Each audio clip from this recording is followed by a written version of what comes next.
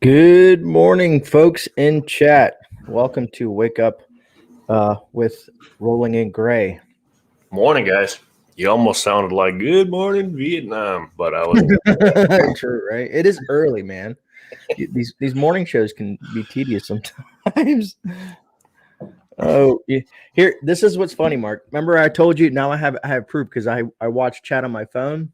Yep. I don't know if you can see who's on my phone. Come on, focus. That's the commercial that I'm getting on my phone for this video. The doctor. Cool. It's crazy. Yeah. But all right, enough of us horsing around. How's everybody doing this morning? Let's see who we got in chat, man. Let's see who we got in chat. Oh, they've been active this morning. All right, we got Zane, the milkmaid, Stars Prepper, Mark, D14, Jan Penland, thank you for being here. Creative Redundancy, Klingon Princess, Shadow Scout Swede, what is up, brother? Let me see here. Ginger Ninja, Moon Phase. Did I miss anybody here? Nebraska Prepper. I think I got a liver commercial. They know. That's funny. You got Shadow Scouts in here. Good to see you. Yeah. Well, welcome everyone. So as we usually do, we're gonna come in soft. If you guys know what that means, it makes YouTube happy. Before we get into the nitty gritty. And we have some nitty gritty, some good stuff. Yeah, we had some interesting things to talk about this morning. We're all trying to guzzle down our coffee, just trying to get woken up. Because of course, Mark keeps me up till I don't know my time, 2 o'clock in the morning last night. Well, I had machine issues at work, so I actually first time I got off in 8 hours in 6 weeks. So the first thing, what do? Call up your buddy Gray, say, guess what? Oh boy. But it was very interesting evening because there was a lot of stuff that was looked at, and that's the key, is to get this information out to you guys. Right. And that's what we did.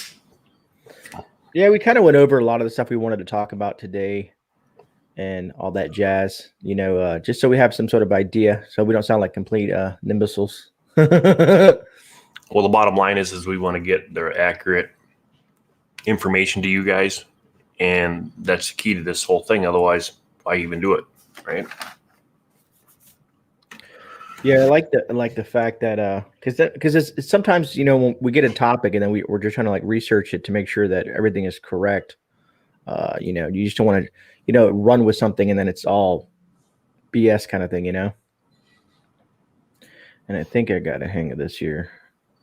There's a lot of stuff going out there, guys, in the world today, and you do need to warrant and check it, because you don't know, they tell people long enough that the sky's red, pretty soon people are going to start to believe the sky's red. It's funny you say that. I was told someone years ago, I said, imagine if someone was to take you, what's up, old mutt? I just saw some people jump back in. Did I miss anybody while I was talking, messing around? I think I said what's up to Dean as well, and Joan, and all those folks. Is I told someone, if you did a test, right? If you had a child born and you put them on a remote island and you told them that the sky was green and the grass was blue, and then brought them over to civilization 18 years later, there'd be no way to change their mind that they would not think that the sky is blue and the grass is green. They'd be like, no, you have it all wrong. But Joan, good morning from Florida. I am from Florida as well, and you're not late, Joan. We just started. We're just rambling on right now in the morning, trying to drink some coffee and start pushing through this. There's a reason to our madness. Agreed. What was I going to say? And like I told you, Mark, I'm not sure if I probably should go live tonight, and regardless, and I'll just do like a run a live by myself or something this evening, and explain why I'm going by myself. And in the future, I may be going by myself a lot more in regards to my Tuesday night lives, because the whole interview thing is great and all. It's like with the doctor and stuff. And I plan to do interviews like that with the doctor and other specialists in their industries, let's say cybersecurity, and certain preppers that are, that want to do some stuff. But my issue mainly is that trying to contact so many folks, after a while it becomes redundant, and I feel like I'm being bothersome. And it's hard to book folks in specific time frames. So I might just become like, like some of the other folks, let's say like Jason or Rudy. I might just find a topic and do a live stream on that topic on Tuesdays.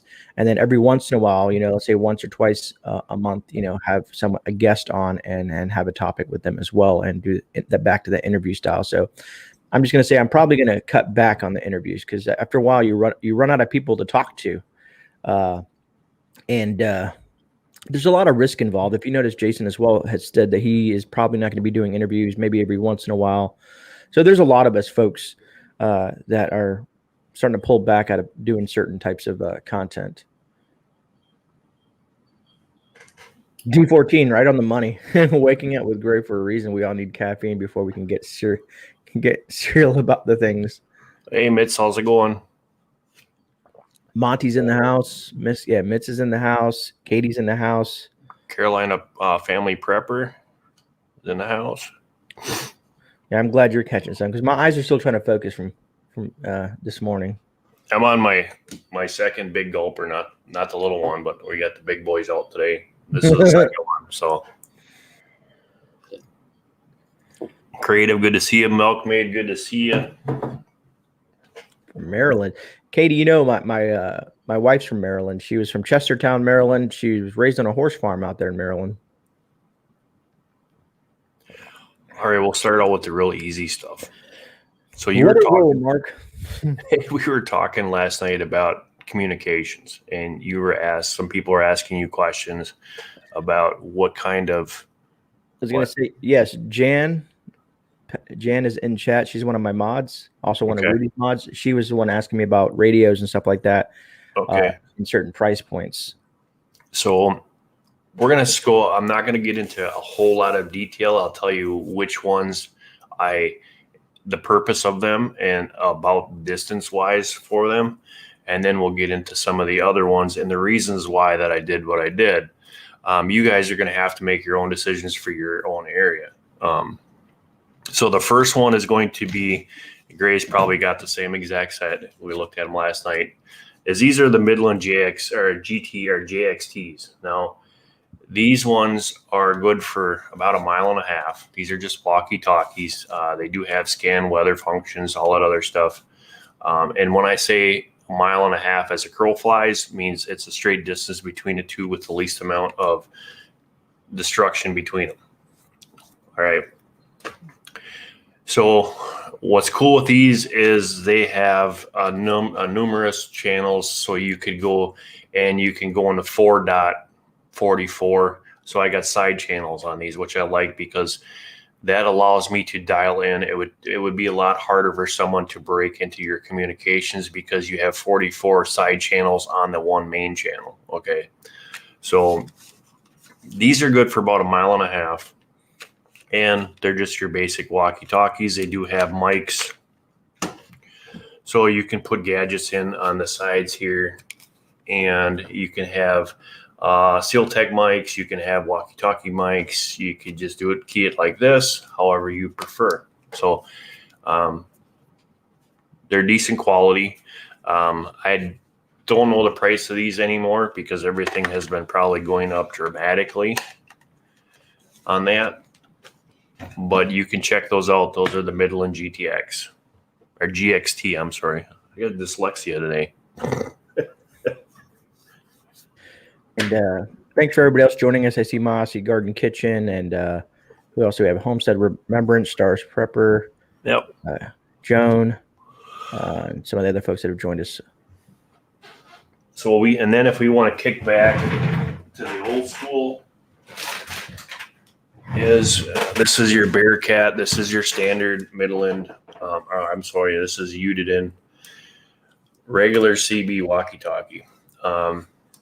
This is still the old school setup, not the newer ones, with a good whip on your truck that's tuned, and on a good lucky day, you could get some, you can get a serious amount of miles on it. Problem is amps are illegal now. You can't run amps with that stuff. This one also has a weather radio, has all that stuff on there. So a communication, but this is only, like I said, I think this is 24 channels or 44 channels. So there's a chance this does have sideband on it also, but you still have a chance for somebody catching your communication. This is going to also be on a power supply, so you got to have a 12-volt battery or a 12-volt power supply to have one of these. So that's another option for communication. This does not work with your regular walkie-talkies. This is just CB, so this is communicating between two CBs. Now, Morning, Brioxo, Mrs. J. Who else did I just see pop up in here? Joe Morgan, Harvey Black, Life with Bobby. This is the one that everybody has been talking about, is the Baofeng. Mm-hmm. Okay. Now, Baofeng, now you're jumping into a whole different class. You are talking about ham class radios. These are open, meaning they, Gray, I think you said it best yesterday with the different things that you can use these. They're a walkie-talkie, the land, water, all that stuff, ham radio. If you get yourself a tack, these are tack antennas, you can get some distance with these. These things are a lot harder if you're looking to get into a channel that is personal. It's a lot harder for somebody to find that channel. These things are really a nice mic for what they are. This one I have set up to go into my truck. So plugs right in, battery attachment, so I have it in my truck. If something does happen and it is an emergency situation, landlines are now closed, these will become open. But listen to your ham guys, because there's channels out there that are strictly for ham radios, and they'll tell you you can use this, but if you don't have a ham license and everything comes back to normal, then they start coming back and they start looking for people, and they will be fined. And the fines for not having that ham license are high and hard. So, and they pretty much monitor their own community. So the ham association monitors this heavily because they don't like the riffraff. Very good radio. Right now, they're pretty reasonable. I'm guessing by the time stuff goes up, these things are going to take a hike. There's a bunch of different ones. Like this one here is the 82 HP. So this one is the higher output one. And the tack mics are all, this one has already been tuned and everything like that. What's nice about the tack mics is when you take them out and you tie them in, you can wrap these around your backpacks. You can do stuff like that, and pretty much like the military would do with theirs. So as you can see, when it's fully opened, this one is 36. They do go to 48, which is going to give you a lot better signal. So it's a pretty decent long one. It can bend in any area. So you could actually have this on you like so and have it on your backpack, and then the whole thing becomes an antenna. So a lot different than the basic antenna that it comes with. Yeah, because your antenna is kind of key to your reception. Yes, very important. Those little stubbies only work so well, you know what I mean? Right. Because if you've seen some of the GMRS radios, sometimes they just have like a little tiny, I think I got it in here when I took it apart. So here is my bag of tricks. So in here, you have your box, you have your earpieces, you have your mics, and connections, everything that I need for all my stuff. Now, I will tell you also that I can't disconnect it because it's hooked up, but Baofeng came out with an amplifier so that you could have a semi base and hooked up there. It's very simple to do. You're going to need a power supply, and then you can really kick out some distance. You can also hook up an outside antenna to the amplifier, and then you can really get some distance. Let me reinstate, make sure if you're going to be playing these roads, take the ham test. It's simple. It's just reading some book, it's some studying, and then you have no problems. Because according to the doctor, that antenna is a beacon if there is a CME or an EME, and we don't want to fry our stuff. Okay, so being hooked up into that, you have that chance. Remember that. So like right now, after watching Grey's video, my stuff is disconnected and sitting here, not live right now. So if I want it, I'll have to reconnect everything back up, which isn't hard at all. It's pretty simple, and we can run that route, and then when I'm done, I'll just disconnect it. Morning, CKOC, Arc Wildman. Saw a few other folks jump in. Squirrely Radio, the ham technician license is fairly easy to get. Mostly rules and regulations cost $10 to $15 and to take the test. Thanks, Squirrely Radio. It's funny. we have someone in chat that knows radios. I mean, I figured with the name Squirrely Radio. And the thing is, too, guys, with the whole fake pandemic thing of a job for the Walkie-talkie, whatever you want to call it, everything is done online now. Mm-hmm. So it makes things a lot easier. But be responsible with them. I know a lot of the guys up in our neck of the woods use these for bear hunting and for stuff like that, for communications up here in the hills, because they do a lot better, because a couple miles north of here, cell phones don't work anymore. So this is what their communication has turned into.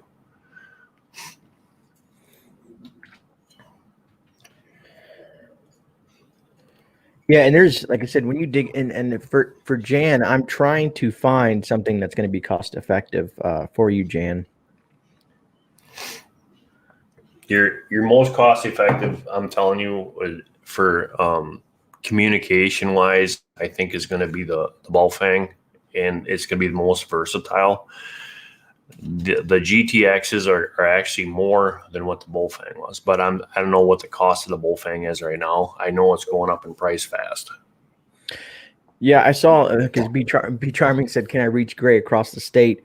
Probably not with most walkies in general, unless you have repeaters and all the other stuff like that.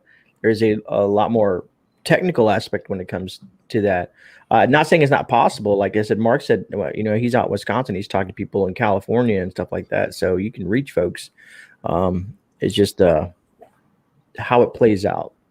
You got your repeaters in your area. You sign into your repeater with your call sign, and then the same thing. You guys sign into the same repeater, and you're bouncing back and forth.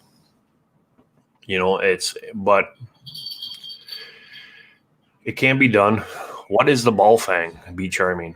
Oh, just wanted to say what's up to real quick to James at the Nut House, Survival Julia, Sarah Boss, some other folks that jumped in. Baofeng. Baofeng is one of the most common prepper radios. On every prepper channel, people talk about the Baofeng, the UV5R, the UV58. There's so many different iterations of the Baofeng. It's just like a staple in a prepper community when it comes to communications, because they're anywhere from $25 to $80 versus radios that on the really advanced radios that are digital are run you anywhere from $300 to $1,000. And not only that, they're handheld, so they're mobile. They got a keypad, so you can actually type in your numbers. Yeah, they're programmable. Yeah, they're programmable, and they are a ham radio. They are GS. What are GS? How do you say it? GSAR?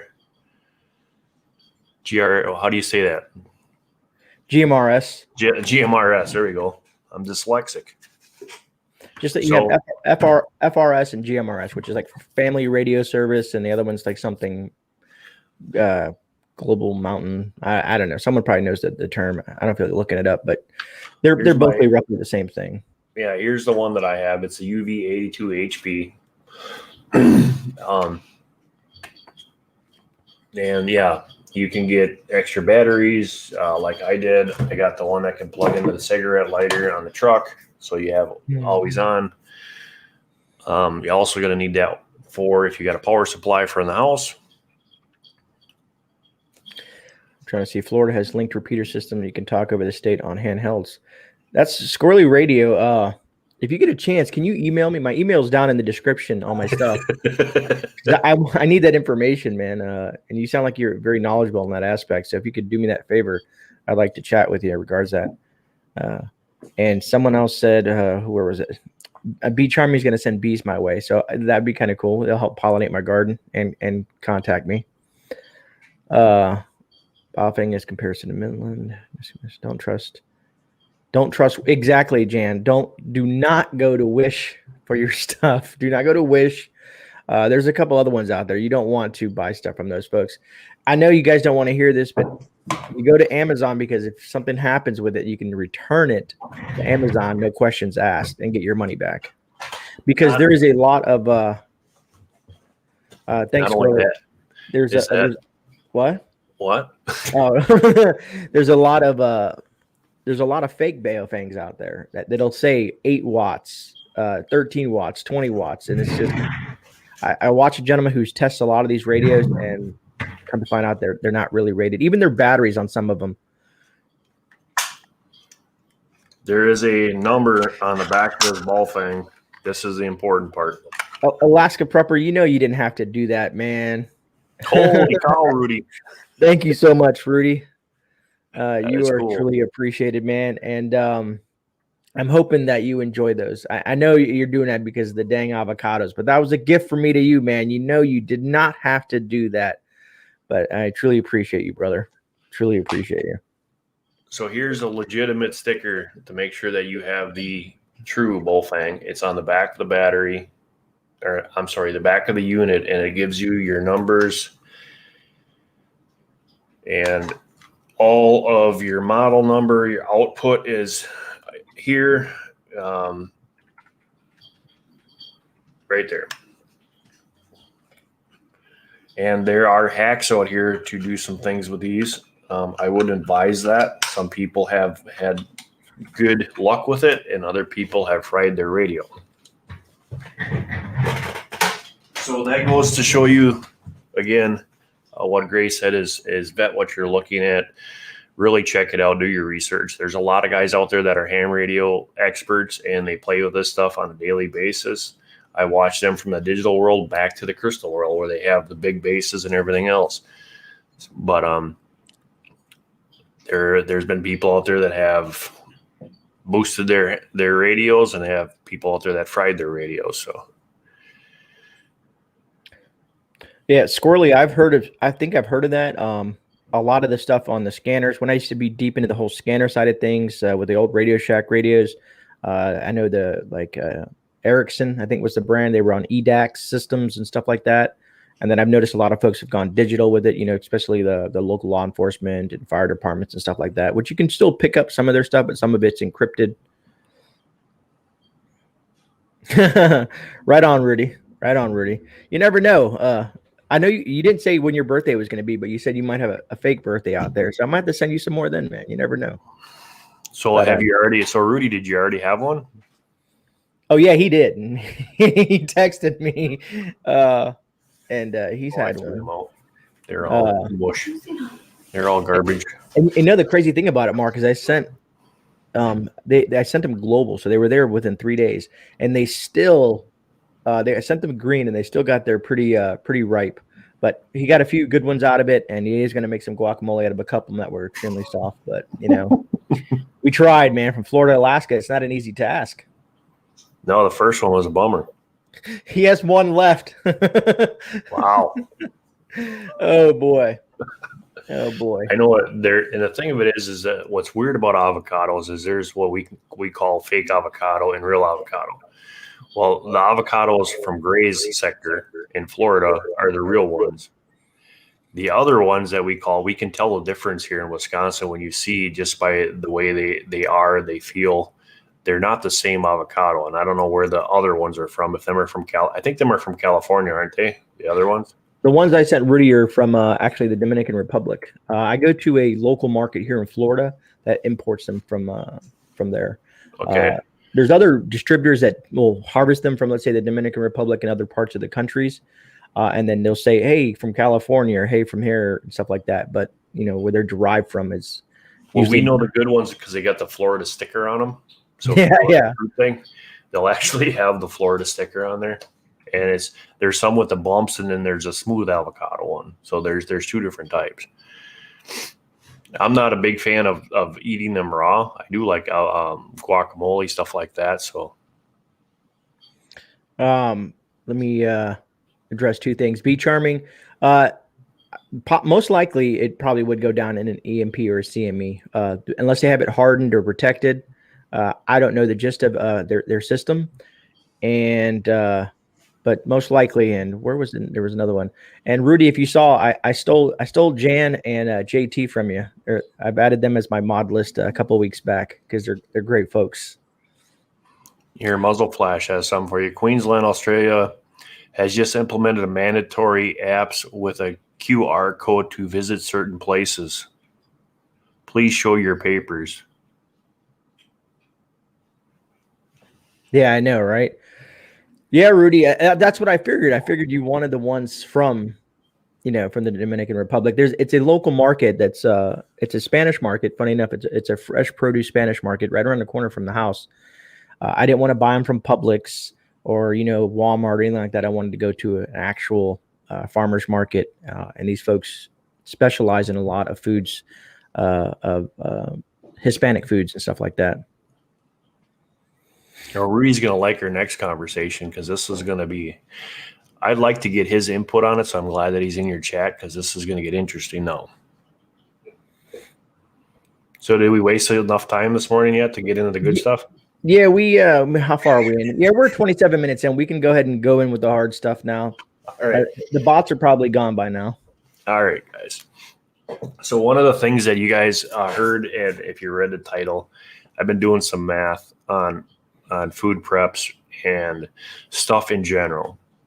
If you guys are not math geeks, I understand that. I'm a machinist, so math is what I do every day. And I started, the old saying goes, is math never lies. So one of the things I was looking at is everybody has a number 10 can. Well, there is also a number 2 can. Now, waste is what I'm going to be talking about first here, is because in the number 2 can, obviously a lot smaller, where the number 10 can is, we have to actually do some preserving, because if we use this, we want to make sure that our stuff is fresh. So we have to do some kind of like putting it into a jar, because we can't use this in one sitting. This one, we could probably get away with 2 or 3. This one's going to take a lot more. So what the theory behind it is I was looking to reduce waste. I found out that this one is going to be there exactly the same, just smaller. Augustin Farms, it's kind of an interesting concept. So if you think about it, you open this up, you use it, you put it on your shelf, use it again, however you're going to do about it. At some point, is there going to be some kind of waste? Because as soon as you open this up, air gets into there. We start to I'm not the science behind these two. I just looked at this one's smaller. I can get more. I don't have the waste. So that's another portion of this that we were looking at before. Now, calculation wise, if we do easy math, I did some research, and roughly we just took a pound. If you eat a pound of meat, doesn't matter what kind of meat it is. If you take a pound of meat throughout your day, that's what you consume, and there's 365 days in a year, that's 365 pounds of meat, or 365 jars of meat of your choice that you'd have to have stored up per person. because you got to remember, guys, when this stuff happens, most people we're not set up to start. I'm going to regulate my intake. So the studies are showing that the first 30 days we're going to be hitting our food supplies like we eat right now. If we do that, we're going to diminish what we have in a rapid pace. What's that for? Someone said thank you. I answered a question. Oh. See, Jam at the Nut House. See, there's an issue with that. I've been researching that, and Mark can touch on it because he's better at it than I am.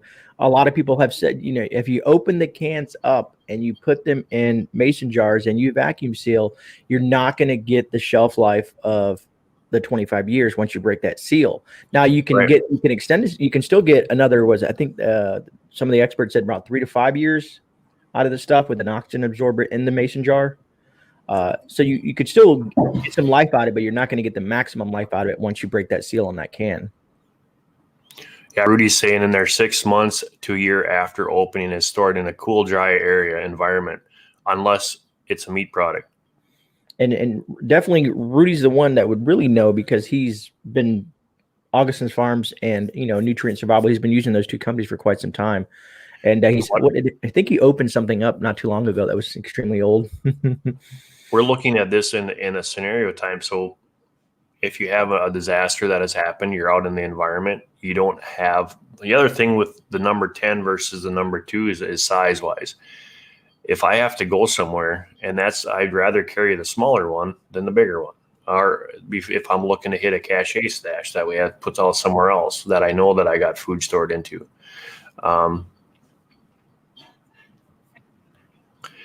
You're going to throw that number 10. You're going to go through it a lot faster. Yeah, you are. What I'm looking at is there's people, everybody has probably made the decision if they're going to stay home, or they're going to bail. If you haven't made that decision yet, you need to make that decision first. Is your home is what you're going to defend until all odds are over with? I'm guessing because that's where 90% of your stuff is at. Unless you're a millionaire and you have a bunker and you're on prep or whatever they call that. So the idea that I had behind this is when I started doing the math and I started looking at for a family of 4 or 5, if you're looking at, if you a pound of meat a day, that number grows dramatically and quick. Well, then me and Gray were talking about water. I said, hey, there's not too many people that can live in a apartment somewhere. If you're looking at you need 3 gallons of water a day and you have a family, let's say go off of ours. So that's 15 gallons. Now that doesn't even count animals or anything like that. That number just grows astronomically and there's no possible way that you can have that on board. Gray brought up a really good point. That's when we started to look into our filter systems. Exactly. I just wanted to, also, there's so many people that have joined us since we've been talking. So I want to say I missed a lot of folks in chat, a lot of their names and stuff like that. So thank you everybody for joining us this morning. And since I have so many people attention at the moment, again, remember what I said earlier. If you have already missed it, I don't have a guest for tonight. I'll probably still go live and give you some updates of where I'm going to probably go with the channel on Tuesday nights and give you guys more detail about Tuesdays if you guys want to join me at that time, which I think I'm going to go at 9 p.m. Eastern Standard Time unless Jason is going live at that time. Then I'll go at 10. But just look out for the thumbnail or check back around 8:30 or so, and you guys will get you guys can check the channel out. And but like I said, I don't have a physical guest. It'll just be me, my face, going live this evening. And I'll get into details of that then. Anyways, like Mark was saying, water filtration and having a water source to pull water from. Like I said, me and Mark, we have some benefits to having a pool. Because the pool can hold. I don't know how many gallons your pool is, but the only how many? 3,500. 3,500 gallons Mark has in his pool. No problem, roaming prepper. That's fine. I don't expect everybody to be there. A lot of people have things to do and they got family and stuff like that. But the folks that do join me on Tuesday nights when I go live, I think my pool is it's a smaller 10? pool, so it's a little under 10,000 gallons because it's an in-ground pool. But outside of the realm of things, if you have natural streams, rivers, lakes, ponds, things like that, having water filtration is key. And then depending on the situation, also you have to. Someone asked us, I think this last time, Mark, when we were talking, is what about if there's radiation poisoning? You know what I mean? Like, how do you remove that from water sources and stuff like that? So The other thing too with this whole food thing I was looking at is calories used versus calories taken in. It doesn't benefit us any way if we burn more than what we're taking in. So one of the things like we were looking at is if we have a bag of dried beans, you have to take those beans, boil some water, stick them in a pot, and then let them soak for 2 hours. So you're burning resources and you're burning your own calories in that process. You're making the fire, however, means necessary. Like Gray said, well, what if I use one of these and one of these? So he holds up a burner and propane. Yeah, you're not going to burn that many calories. I think I still have them next to me because of the hurricane video. So you have to look at that. But what I thought about is if we can them, pressure can them, put them on the shelf, they're ready to eat. If we can our meats, they're ready to eat. We can add them to the supply because we were actually looking at some of these last night. For instance, if we start digging into the Wise Foods, I think you said, which one do you have? The same thing? Was it the teriyaki one? Are you talking about what are you talking about? You talking about the bucket? Yeah.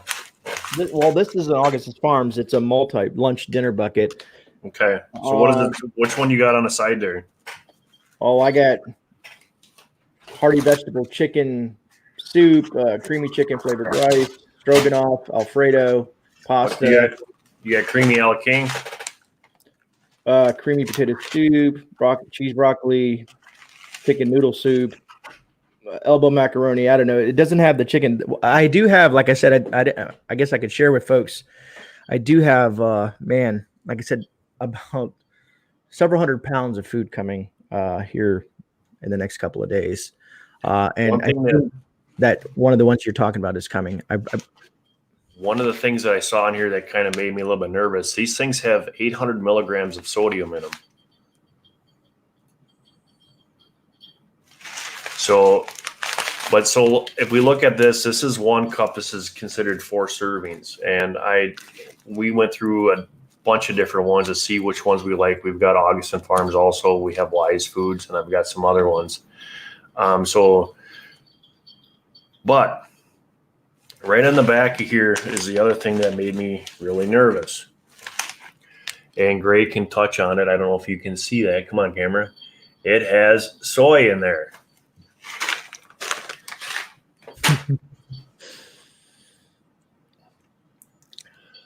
Soy has estrogen. Yeah, that's another rabbit hole. So some of you folks are talking about them spraying stuff in the water. Here locally, on the runoffs with water, they spray stuff for mosquitoes to kill mosquito larvae and stuff like that. So yes, they do spray stuff in the water, and this is why that you have to go outside of. Let's say if you're in a city, you have to go outside the city. You have to go outside the suburbs, man. You got to go in the woods, and that's why if you guys see me on my nature walks, I go out in the middle of nowhere and find water sources and mark them on a map. Yes, it would suck to have to walk that far to get water and to try to bring water back, but any water is better than no water when it comes down to certain situations. But hopefully, like some of you folks, and this is another rabbit hole me and Mark have dived into, is you guys have water on your property and water catchment systems and stuff like that. And then I know some folks say, well, if there's radiation in the sky and the rain and poisons in the rain and chemtrails, and yeah, I hear everything that you guys are trying to say, man. But eventually, it seems like no matter what you do, everything's going to kill you. So at least live as long as you can. So the moral of what I'm trying to get at and what we're talking about is, these are your backup, our substitutes to your main course. We started Mylar and dehydrating, making our own. It was a lot cheaper by far. And if you guys haven't noticed, these pails are going up drastically. They, you can find deals on them now and then, but cost of doing this versus the cost of making your own, getting yourself a dehydrator, making your own long-term food storage with Mylar and oxygen absorbers is a great alternative. And if you have, depending on how you set it up, like I have my rotation, then I have my mids, which is going to be out to 5 years. And then you have your long, which is out to your 25. So, and then you got your 10 to 15, and then out to the 25. But honestly, am I going to be sitting here and just holding out for 25 years so that I can eat my stuff? If I need it, I need it. But I'm going to also be substituting a lot of my stuff, my canned foods, my dehydrated foods with that, and going that route. Reverse osmosis is a very good way to get rid of stuff. I think though they're on the pricey side. Oh, reverse osmosis systems are very pricey. Yeah. But I just want to, because people just kept on saying about radiation. I said there is ways, that's recommended for stuff like that, for radiated water. If people realize that if you live in town, you have a water treatment plant. So the water that you're drinking it's called recycled for a reason. I'm looking. And so when we're showing you the freeze-dried foods, this shouldn't be the only thing that you prep outside of your canned goods, your canned meats, your rice, your beans, and, the whole thing. And also your garden, your crops per se, because if you don't want to consume all this nutrient dense food, and not include maybe some fresh food. And what's good about some of this freeze-dried stuff is the shelf life, of course. And also, if you do have some crops and you have a bad situation where the crops fail, you have a backup plan. So there's redundancies in place so that you don't starve. Hopefully that'll make sense to a lot of folks. And the thing of it is this isn't anything new. Farmers, my grandparents used to do this because you take in your food, you can, you freeze, you put up your food for the winter, and that's what we eat throughout the winter. So it's nothing that we haven't done in the past. It's the same concept. Like, what's great about having the gardens and your own renewable resource is that you have that opportunity there. And you heard me say about the seed banks and the seed vaults and all that stuff with the heirloom seeds and everything like that. But when you're planting a tomato, you use that tomato, you keep the seeds, you take and turn that tomato back in the ground the following year. You got another tomato plant. So that's what we mean by renewable resources. If your apple trees, all that stuff, you have a wonderful resource if you guys can do that. Oranges, lemons, all that stuff.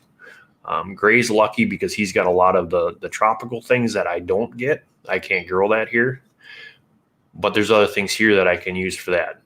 Wild edible side of things, I can also get my proteins and my vitamins and minerals from my wild edible plants. Huh. So interesting, Jan. I'll have to look into that. I've never seen them for that price, but if so, I kind of want to pick one up myself, if that's a possibility. Be interesting to see how far down, before it gets into the systems. Now, the bad news to this side of things is that California just put out a news article yesterday, if I'm correct, Grey, that they have now shut the water completely off to the main supply of all our industrial grown food. Yes, according to, I think, we're getting this through Christian over at Ice Age Farmer, who does a lot of research. So a lot of you guys probably watch his content. So he said that they have completely cut off the power. I think someone said that they're giving them incentives not to grow, which I thought was they're paying them not to do anything. Other things is they're taking and they're dumping food into the waste and the garbage. And looked up this morning, and here the UK is telling their people now, the media is actually telling their people there is a food crisis. Why? Because during the the whole how do we want to say it, the incident that happened this spring. They were not able to have drivers in classes. So when other drivers retire, move on, find something new, now there's a big time shortage. This goes back into what Grey was talking about, I think it was last week or the week after. We can't find drivers that are trained to drive over the road. And this is all part of the whole purpose behind this stuff, is if we have no way to travel, we have no way to get the consumables. Also, the other thing that we found out was the ports in the Big C are completely stockpiled and jammed up because they are supplying their country with as much product as they possibly can. So their ports are just plugged up right now. Ours, on the other hand, are not. Again, I want to say thank you. We keep on getting more and more folks in chat. I'm probably missing a lot of things. I do watch the replays to kind of go back and see stuff that I might have missed. So thank you guys for participating in the chat. I'm trying to catch up while Mark's talking and seeing what you guys are talking about. I just saw Tennessee come in and some other folks pop in. We have 95 in chat right now. So truly appreciate it. You guys are phenomenal people. Thank you so much for joining. Harvey's still in chat? Oh, I'm pretty sure Harvey's floating around here somewhere. I know he said here. Yep, he's in here. Okay. Pretty sure he is. At least I can pull up his name. Good to see everyone. Israel switched to digital currency this morning. That's pretty interesting. And Tennessee tactical, yes, they are scary topics. If you look at history, you control the food, you control the people. Think about you as a person. Let's say you're a Christian, God-fearing person, and you can't feed your family. At what lengths would you go to not see your daughter or your son or your wife starve? So when you think about that in the worst case scenarios, and I pray, honestly, to be honest with you folks, I hope, and Rudy said it, matter of fact, he said it good last night. I hope that I'm wrong. I hope I look like an imbecile 20 years from now and nothing ever happens. We just look like, as they call us, the crazy prepper folks. And I agree with him, and I'm pretty sure Mark agrees as well, is that if you look at history and you look at the way things are, unfortunately, something's bound to happen. And it's just better to be prepared and be ready. Guys, listen to the elders and listen to the old folks. They cannot believe how much is changing and how fast it's changing. And they're saying, what happened? I talk to them all the time, and they cannot believe how fast this is turning around. And that should be a huge red flag to a lot of people. And like Grey said, is we're not trying to do the whole fear stuff, but I just want you guys to have that idea is, other countries 6 months ago, a year ago, 2 years ago, were telling their people, hey, you need to get some kind of foods put up so you guys got something, do the 3-month plan, then work on the 6-month plan and move your way up. We didn't hear that until a couple months ago when FEMA put up and said you need to have a 1 month or 3 month food supply, and it's buried. It's not on mainstream media like it is in other countries. You have other countries that are actually building bunkers and putting things up for their people. You're not seeing that here in the U.S., not for us anyway. For the 1%ers might have that, but we don't. Even if you look at history down the Great Depression, the folks at the top, they didn't experience what the folks at the bottom did. Nowhere near, nothing. I'm pretty sure they weren't in the bread lines. That's why I've been watching documentaries on the Great Depression, because I've been looking at stuff like that, as they call it, the Roaring 20s and so many other stuff like that. But I've been digging into history because a lot of it, as they say, history repeats itself. And right. Yeah, if you look at too, is that you look at the disease that was in the Great Depression. Look at the pests and the rats and everything else because of what was happening. So you have the disease. So you have all that stuff that is going to compound on the problems. You think about it in your guys' area, in your town. We live in a farm area. Everybody here is probably doing exactly the same thing that I'm doing. We garden, we put our food away for the summer. If you live in a suburban area, Most people, they don't even have 3 days worth of food in their refrigerator. They're constantly going to the store, grabbing something new, bring it home and cook it. What happens when that shuts down? And I can verify that, Mark, because like I said, I'm really good friends with a guy it's a distribution center for one of the groceries here locally, a large grocery chain, Publix. Some of you guys may know that name. And he said that they've been ordering food. They order trucks in to get the deliveries, and they've only been coming between 45 to 60% full. They're not getting their full orders. And these are major distribution centers here locally in Florida. But I do not see the local media ever bringing that up or talking about that. And I understand they probably don't want to induce panic buying, which would make the situation a lot worse. Correct. But luckily, there's folks like us and other people in the community that at least give you guys a heads up, in regards to just being prepared. The famous lines, and I don't know if a lot of people have ever seen this, but Men in Black. And Will Smith was asking about the whole alien thing, and then the guy says, if we told everybody right now that there's aliens here amongst us, you'd go crazy. Everybody, there'd be total chaos. And that's exactly the truth. If our society, our establishment would come out and tell everybody there is a major food shortage, you guys need to be prepared, your stores would be empty within an hour because everybody would be out there buying stuff. And that's what they're trying. I can understand that they're trying to stop that, or they don't want that to happen, or they just don't care. One of the three, I guess.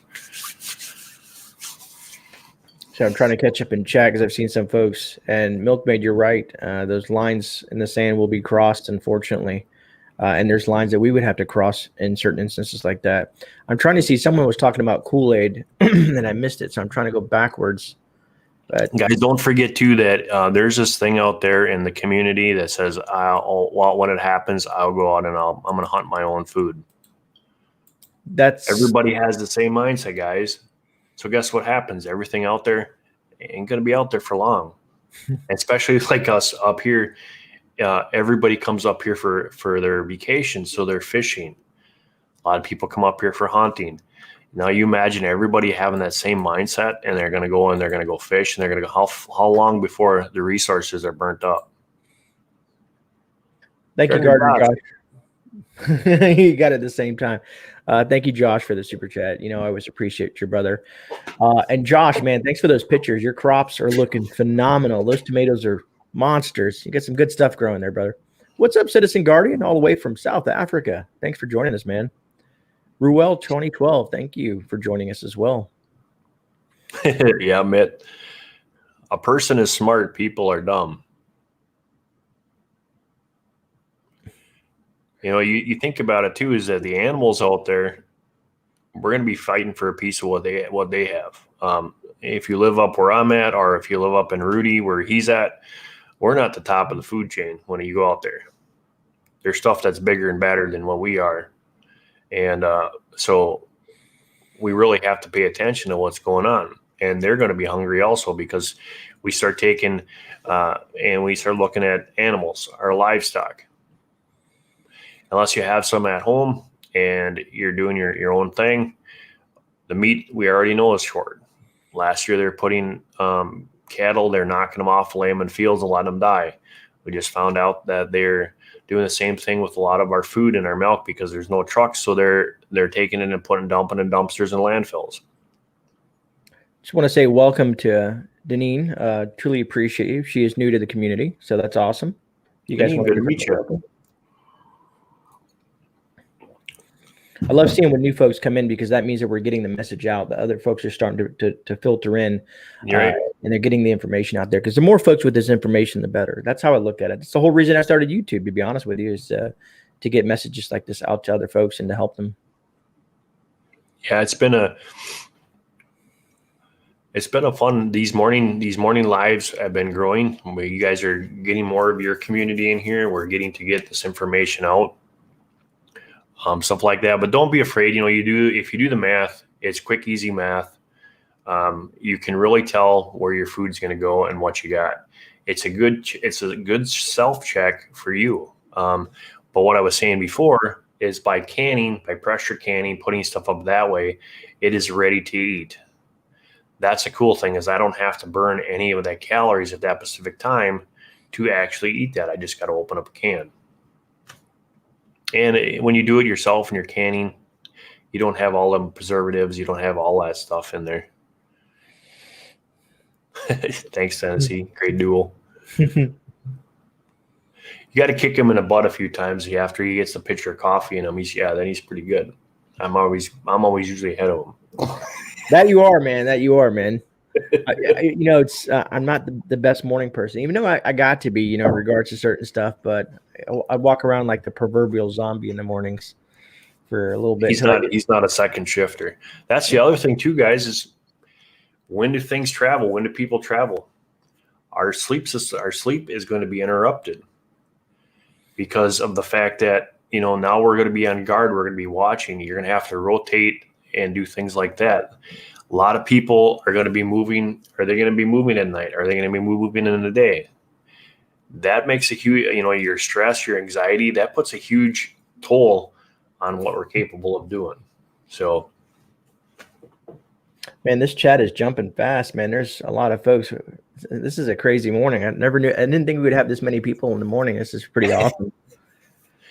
Ruel 2012. How long can canned goods last past the expiration date? A lot longer than people would assume. It's more of a best buy date when it comes to canned goods and stuff like that. And the reason I say this is because if you look at cans, you open up cans, or just looking at cans in general, if they're swelled up, if you look at a normal can, it's, how a normal can looks. I wish I had a can next to me, but I did put those up from the video yesterday. If it's swelled or dented, there may be an issue. And I know some people are like, well, I get dented cans at the store. I understand that. But if you have a normal can and you put it on the shelf, and I write in black marker on the date, the date that it's supposed to expire in large black print, so I can see it, because sometimes those little digital letterings are hard to see. I don't know if they do that on purpose or not. But so I know each can, and I inspect each can. So that being said, 2 mornings when you have time available. Exactly, citizen.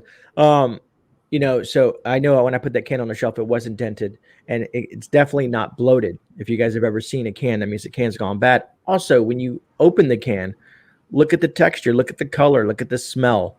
You guys should just be intelligent when it comes to this stuff like that. So things, expiration dates or cover your butt for companies when it comes to stuff like that. There's a lot of expiration dates. If you dig into the thing with expiration dates, a lot of folks know that it can go way past that. Matter of fact, I'll do something down the road, because even the tuna packs that I collect, because I'm a big tuna guy, I know some people don't like that, but the tuna is, they expire in about 3 to 4 years, but I've ate ones that I've had for a while that have been 6, 7 years old. all right, buddy. No issues. Now, this was Dollar Tree, and I noticed something in here that made me wonder. You go to the Dollar Tree, and I always thought, okay, so is this expired food? And that's the stuff that goes to the Dollar Tree, Dollar General. This one is 1 year, is Best Buy. So this one says Best Buy March 24th, 2022. Kidney beans. Okay, this is 15.5 ounces. We weighed this because we wanted to see how close we are with our beans that we just finished off here yesterday. But if I look in here, the sodium on here is 280 milligrams. Your fiber is still 8. They have sugar in here, which is 1 gram. Protein is 8 grams. Iron is 10%, and potassium is 10%. And ingredients is prepared dark red kidney beans. Water contains less than 2% of salt, calcium chloride, and diosum EDTA to retain color. So there's additives that are put in here. And then, of course, we have the line tin can and all that other stuff that we have talked about in the past in the rabbit hole. Now, chicken broth that you buy at the store, this has a shelf life of the same thing. Kind of funny, 2022. And I make my own chicken broth. And so this is good for 1 year. Mine is good to 5 years that I can.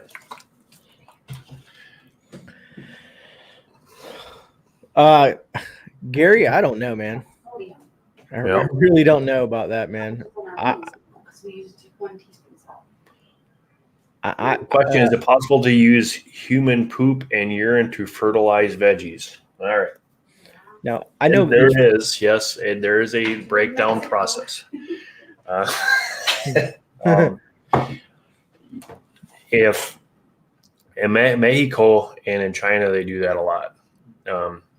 So there, and some of the homesteaders that are completely off grid have a composting system set up for human waste that they use their own to fertilize their own stuff.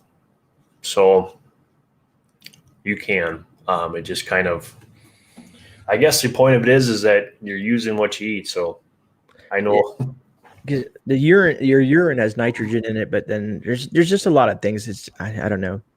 Some people have done it for, in the back of the day, but I don't know. It's strange. And someone said, S. Moore said, look up human manure composting. So I guess it does exist out there. It does.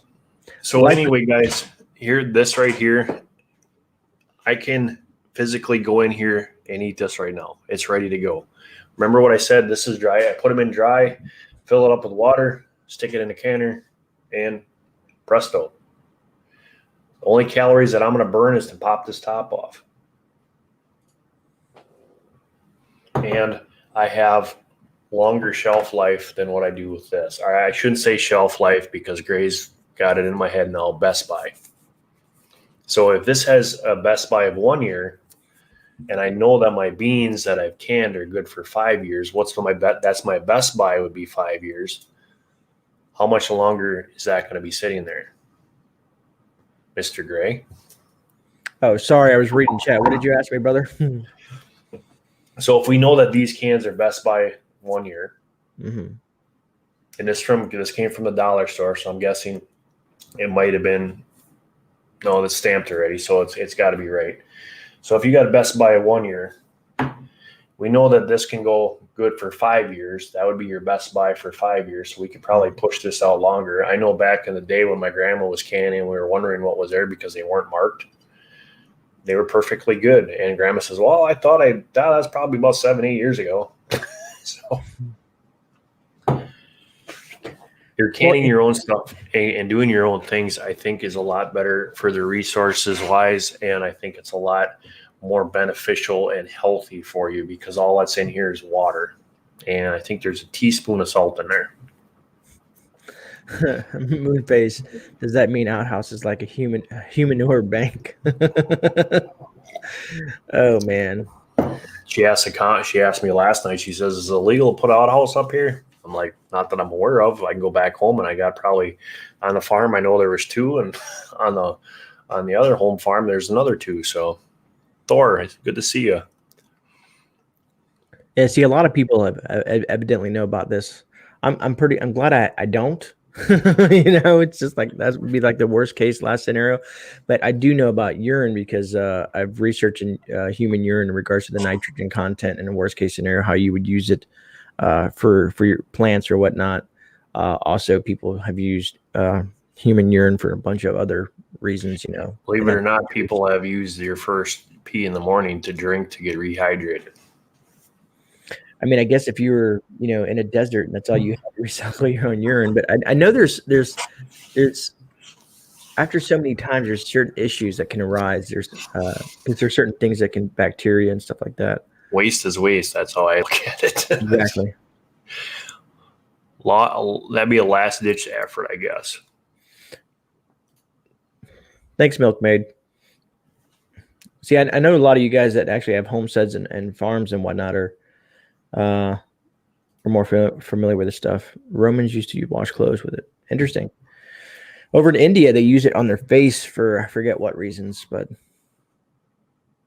Christy says, yuck. Where did we go south on this deal? Yeah, I don't know. Questions pop up and they kind of grab your attention, something. So anyway, guys, I hope that with the canning, you guys check that out. Pressure canning, preserving your own foods, stuff like that. It's a great way, and you can add to what you already have. One of the big things that we were talking about for the longest time was we can add to our long-term food source with the stuff that we already have made and used, which will extend that a lot longer. And be mindful that if something does happen, to immediately start to get into that ration mind, because you don't want to burn through your food as fast as what's going to happen. Because right now we're so used to, when we're hungry, we go to the refrigerator, grab what we want, and we eat. And that in that time, that first 24 hours, 48 hours, 72 hours, we already have to have our mind set up saying, okay, we need to start to think about this and ration what we have, because we number one, don't know how long it's going to last. Number two, we don't want to burn through all our stuff and then be sitting down the road back in the, I think you made a point the other night about, well, I don't remember what video or movie you're talking about, but they were doing the same thing. They burned through all their resources and now they're out scavenging because they don't have anything more. Yeah, I think it's a zombie one. Oh yeah. Well, I'm deep into the whole zombie genre. I just love that fictional aspect of things.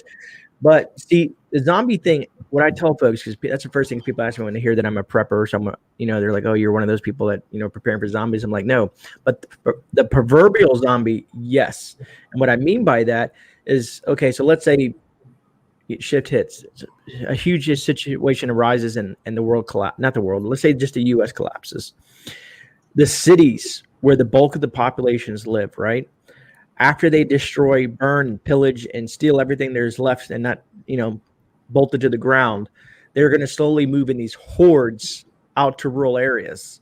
And that's what I call the proverbial zombie, because they're going to be looking for food. You're going to come across people trying to steal your livestock, raid your home. And someone said it earlier in chat, marauders, that's their main fear, because there probably will be bands of marauders and heavily armed. Some people think that, they'll be easy to take down. But there'll be some folks that they're heavily armed. Exactly, shift engineering. You're right on the money. As I said, that's. Hey guys, don't forget we got 102 and 100 in the house. 84 thumbs up. Please hit that thumbs up if you're new. Thanks for joining us, and we do this every week. I pull Grey up, and oh wow. You guys are right on the money. People are hordes of starving people. So when you think of the word zombie, it could be, like I said, the proverbial zombie, I like to call it. I think the answer with urine is not too much. After all, bears and wild critters poop and pee outside. Yeah, Christy. It's just I guess it would correlate to any animals being, because some animals do have diseases and stuff like that as well. That's why you don't drink from, people drink, oh, I'm drinking downstream from a water. They just scoop up water and drink it. You don't know if there's a bear or animals, defecating and urinating in the pond or the stream that's running down you, and then you're drinking that, and then you become sick. And then you get dysentery and you're very sick and you get rushed. You have no hospital. You have no nothing to actually fight that. And that is such a true story, especially out west, because they have big roaming pastures and stuff like that. I know a group of people that decided that they were going to start a homestead, a pioneer area, picked a creek, picked a perfect spot, had a creek running right through it.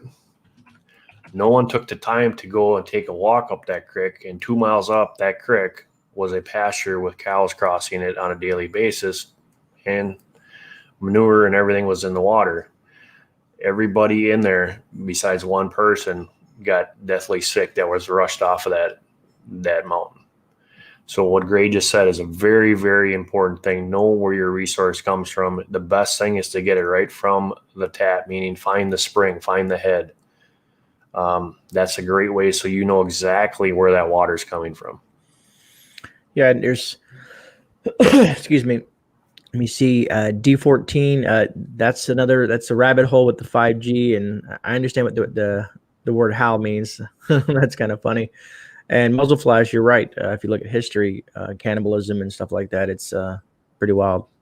If you look at, what was that movie called that was based on a true story where they crashed on a mountaintop and they were freezing and they cannibalized some of the bodies that were there? Was that Alive?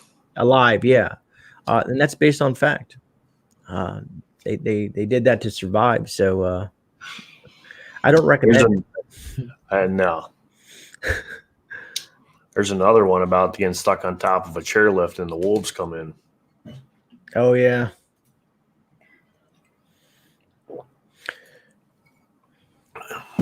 Thanks, Tennessee. I knew which is great about you, the community members, isn't there? There's always someone that has some of the answers as well, and that's what it's good about, is about communicating with each other in chat as well. I still didn't get to eat my poop or pee, and yeah, a lot of books. That was a weird one, but we did the best we could to answer it. You know what I mean? The thing of it is too, is that's why I got my wild. I know a lot of people, they're not to the chicken poo concept. Yes, it's you have to have that breakdown process, but chickens are great because they go and they dig through there and help you do that to make your compost for you. That's what ours do all the time. Oh, Frozen. Yeah, okay, there you go. Thanks, Mitch. That movie that freaked me out. I'm not one to watch scary movies, but that's so realistic, and I can see that happening. There's another one too, and I can't remember the name of that one, where the guy crashes on a mountain and the wolves come in. There's a lot of movies that are kind of like that, because I'm big into these movies, you know what I mean? Because I try to learn from them an aspect of what they did and did not do right or wrong. So it's interesting to tear apart some of this stuff. I would rather play with a bear than play with wolves, because the problem with wolves, especially up here, I can see one, but I don't see the other 6 that are with that. They're pack animals. A bear, you're going to see the bear. 9 times out of 10, the bear's by us. Unless they got cubs, they're going to run away from you. Wolves aren't like that. The Grey. Yeah, that was a good movie. No, that was not a good movie. But there's some fact to that, man. The way wolves act, and man, just imagine being in that situation, man. Whew. And the thing of it is, if you leave your house and you're doing that kind of stuff, you can be in that situation. You have to have that mindset, because when you're out in the woods, you're not the top dog anymore. Grey's got gators. You've got pythons. You've got snakes that, you're laying on the ground. What does a snake want to do? Curl up next to something warm. You get a big old constrictor, a lot of meat there, but I don't want to be. I hear they're pretty nasty. CB, you can filter out. That's why we use water filtration products. Let's say something like the Sawyer Mini. And there's a bunch of other things. That's the most common one that people know.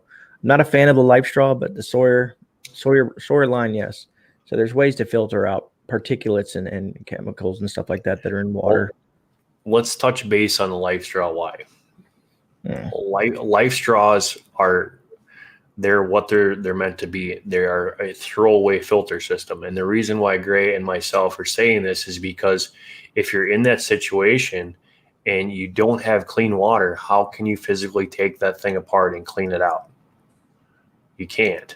So that's why I always say they're a one-shot deal. So whatever means that you have to carry that water, get as much water as you can with that Life Straw, and then that's it, because you can't clean it out. You can't physically take that thing. Well, you can take it apart, but if you're filtering dirty water to get clean water, you're going to have to use some of your clean water to clean your straw out.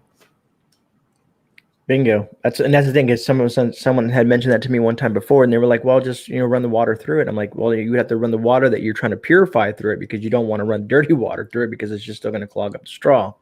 Mm-hmm. So it's such a shame that it's mass marketed to folks, and people think that since they have a Life Straw in their bag that they're good to go. You know what I mean? And the fact that the video show a guy drinking out of a puddle, that'd be my last resort. Yeah. Well, here in Florida, do you want to go to the edge of a pond or a swamp and stick that straw in there, knowing that there could be a gator, lurking under that and just snap you up? I mean, there's dogs and children missing all the time when it comes to the gators. They're very sneaky creatures. Yeah. And needless to say, I don't see too many crocodile Dundees running around that can run in the water and stab a gator in the head and kill it. Yeah, Jimmy, it is an emergency use thing, but there's better alternatives for a couple of dollars more. Like I said, the Sawyer Mini, the Sawyer. God, there's the other one that I can't think of. The one it's black and orange. Starts with a C, I think. It's like more of a pump thing where you press it. Mine's a bit. Mine starts with a K. Katana. But there's a few really good ones out there, Yeah. other than your home filtration. Like the Berkey. You have. I wish Berkey would make some sort of portable system. That'd be awesome. I know they have the small Berkey. Yeah. But I don't know if you can carry that on your pack and go out there. You know what I mean? I'll have to find the big one that I have the next time we do this. Maybe for next Tuesday, I'll find that one. Alan's downstairs somewhere. That one's really nice. Big pump. Right here, I'm looking at.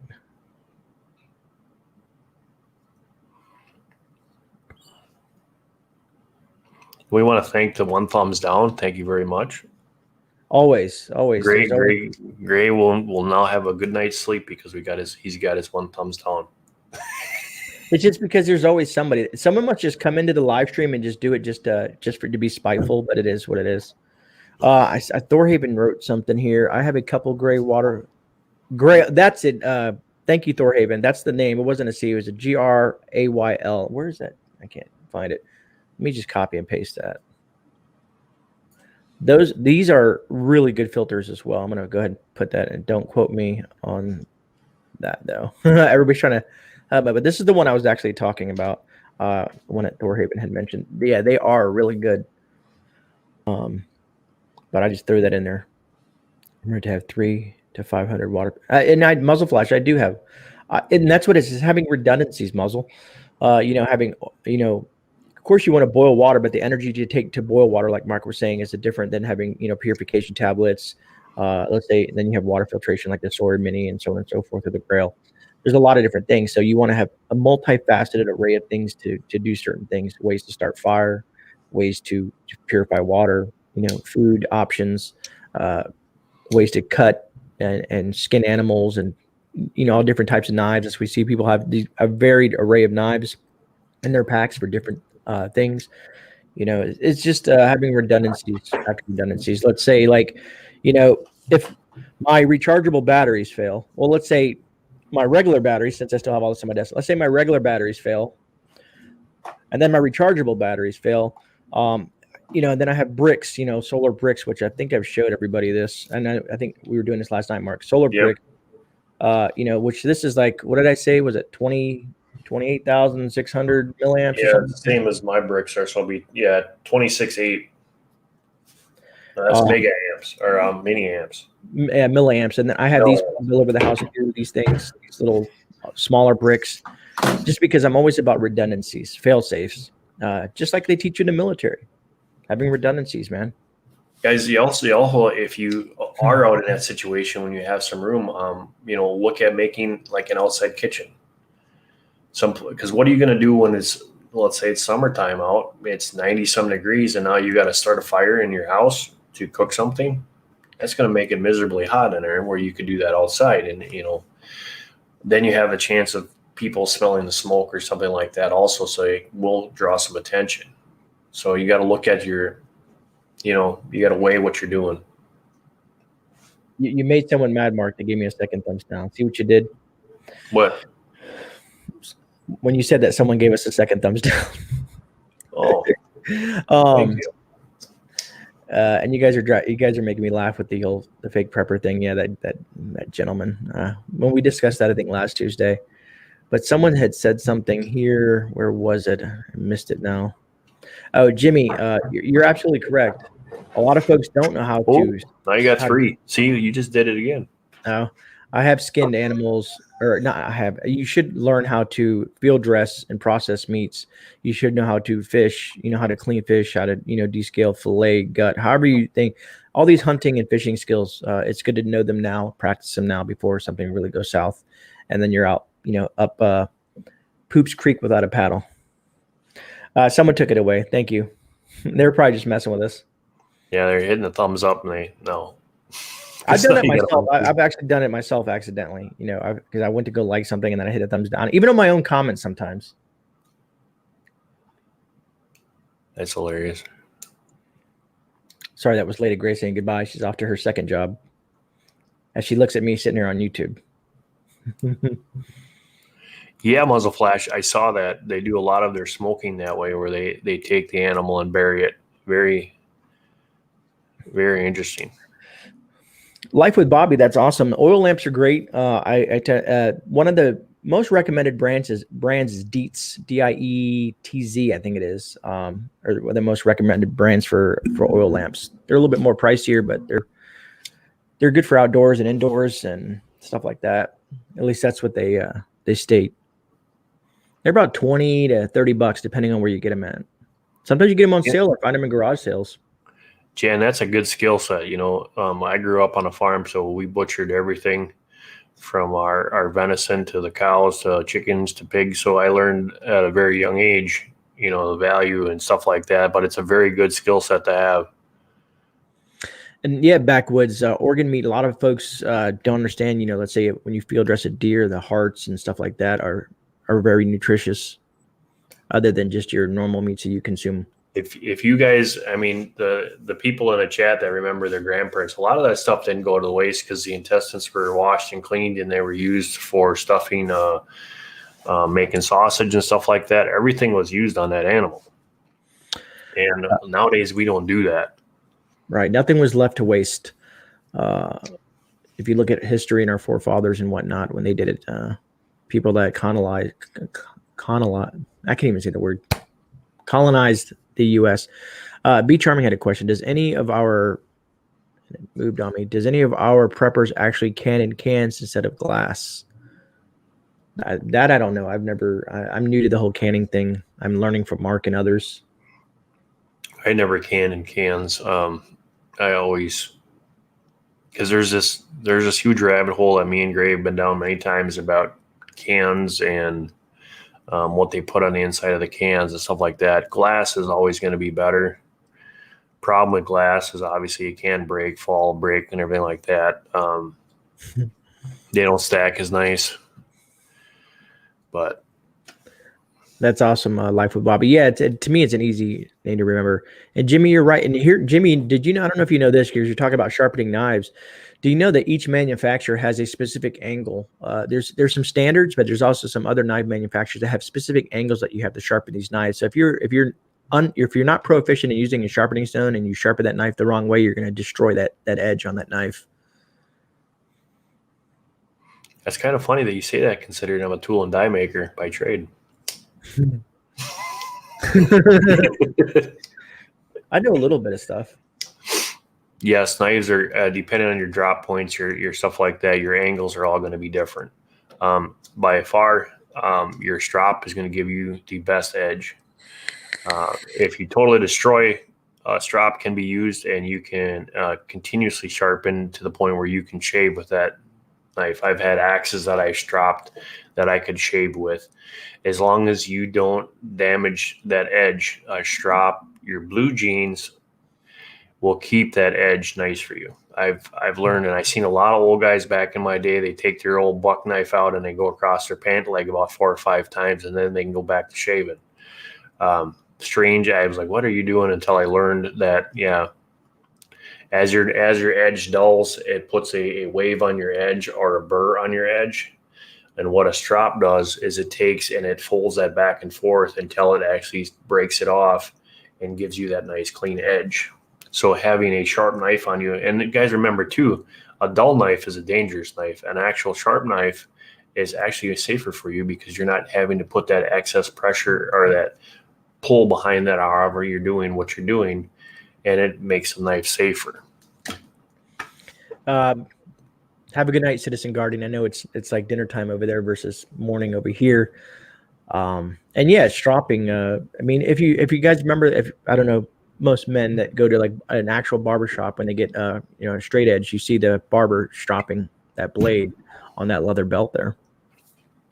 Oh, Mark did correct me, because a lot of folks are probably thinking I'm not the smartest person when it comes to tools, because I said this is my pipe wrench, and I was telling Mark last night, I said some folks corrected me on that video because I called this a pipe wrench, and I know, what do we call this, a crescent wrench or an adjustable channel locks. Channel locks. But I use this to turn off, let's say, the gas line or to turn on my pipes. I mean, so I'm not the smartest when it comes to tools. My dad, who was a mechanic for most of his life and a pipe fitter, wishes I was more proficient in tools. So I'm not like that manly guy that knows everything about tools. Here's a question for you: is that you have your main is out on the road, right? Or is it in your house? What is it? My sewer, like the sewer or the water main? No, your main coming in for your gas main and your water main. There's actually a shutoff out on the road also. Well, gas is I have gas myself. The city doesn't provide me gas. I have a propane gas tank on the side of the house. I think it's 150. So that one's easy to do myself. Plus, I have shutoff valves in 2 different spots where the appliances come in. Mm-hmm. The water itself is city water, and if I go out front, there's a little thing that you would have to pop open and turn the water off there. And there's a main shutoff coming to the house as well that you can mess with. I was on my late nights too. I was watching Animal Rescue, and somebody went to go turn their water sprinkler on, and they happened to find a nice poisonous snake down there. So moral of that story is, if you are living in Grey's area or other places down south and you have little nice holes like that for critters to go, don't stick your hand down there. Open it up and look first because you might get bit by something you don't want to get bit by. I want to say your name correctly. Hopefully I'm saying it right. Kamsi Space, all the way from Nigeria. I think that's really cool. I love to see folks from other countries in chat. That's cool. Like I said, we've had folks from South Africa today, folks from Nigeria, folks from the UK, folks from Australia. It is truly intriguing to see folks across the world tune in to some of this information. That's what I love about this platform and the community. We have so many people from all over the world joining us. Black widows. Yeah, Jan, there's some pretty big snakes here, but they're not, when it comes to the indigenous snakes, they differ. And a lot of people think that it's a lot of folks releasing snakes into the wild, but if Hurricane Andrew destroyed a place where they kept a bunch of snakes and stuff like that, which was one of the huge reasons why we have the snakes that we do, is due to the hurricane destroying that and all the snakes and stuff getting out of that, and reptiles. And you have the perfect atmosphere for breeding. In from the new China. Nebraska pepper. and Bug Dude is dealing with skunks. But I don't know. We're at an hour and a half mark. Yep, we are. I don't know. You want to keep on going? What do you folks want to? I mean, we're slowly dropping off in viewership. I don't know. People are probably getting back to work and things like that, or taking off for work. Actually, got to go and check out my garden as it was raining yesterday, and believe it or not, it was like 65. Now we're supposed to be back up in the upper 70s and back up in the 80s here. So it really made a drop. So I do want to see how the garden is doing. I haven't been out there in a day. Yeah, I gotta go check the garden, and also I got to go because Zane said, "Have I been to the P.O Box?" So I'm excited to get to the P.O Box and see what Zane has sent me. Harvey Black says, "Can you talk about the mouse plague in Australia?" Harvey, I mean, I'm saying we can, or I can save it for tonight because, like I said, I don't have a guest for tonight, so it'll just be me talking. I can talk about it then. I can do some research in the process of that as well. Depends. Like I said, we've been on for an hour and a half, and people are starting to dive out.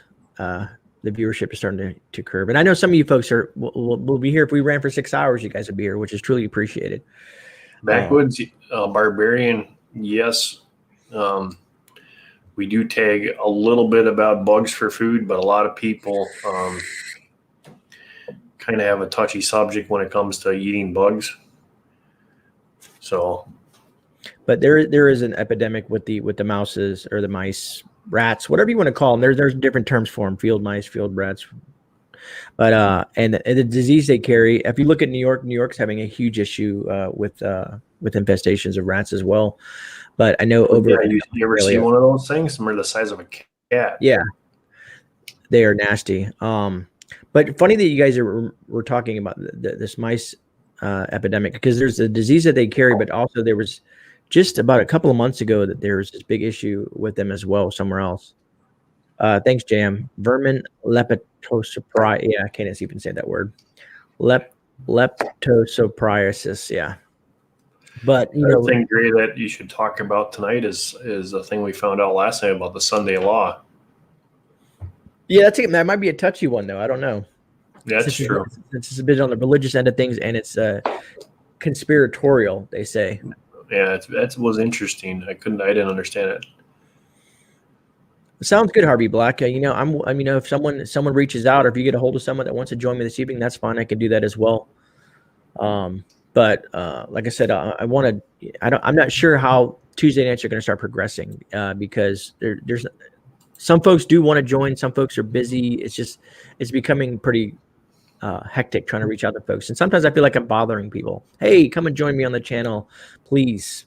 You know, don't forget, guys, if you're not subscribed to me, next week will be on my side of things. So if you're new to this,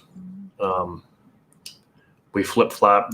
Once we're on Grey's, and then we're on mine, and back and forth. So yeah, next week, because me and Mark flip flop. So next week will be on Mark's channel at same time frame here at my time, but his time is 10 a.m. My time is 11 a.m.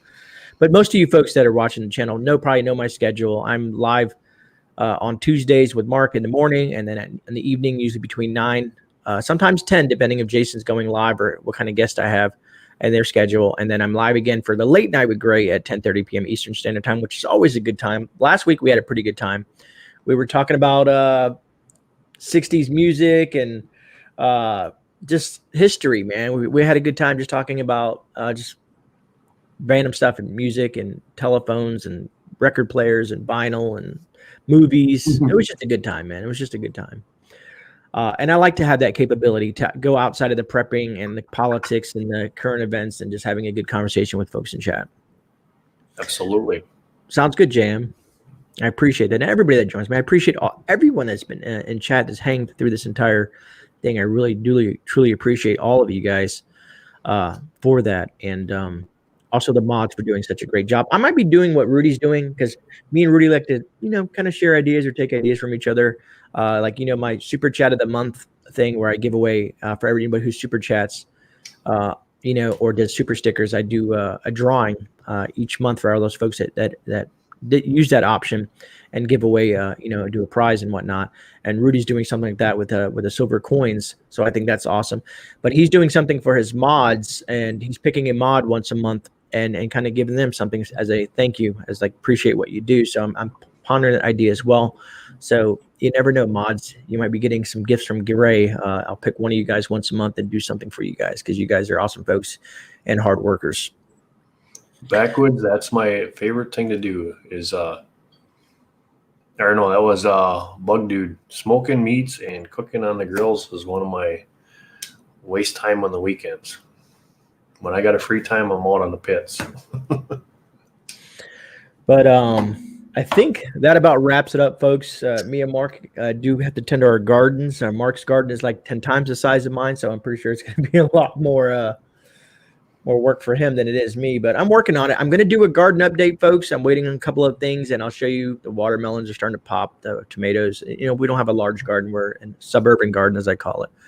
But hopefully I'll see a lot of you folks again, and I should be going at 9 p.m. Eastern Standard Time. And I may or may not have a guest. If not, we'll do a topic, and we'll just have a conversation about that topic. All right, folks. So this is Mark and Grey. We are out. I think that should be about it. Right, brother? That's it. You guys take care. Be safe out there. Keep your head on a swivel. I didn't want to cut you off this time. All right. God bless you all. Take care.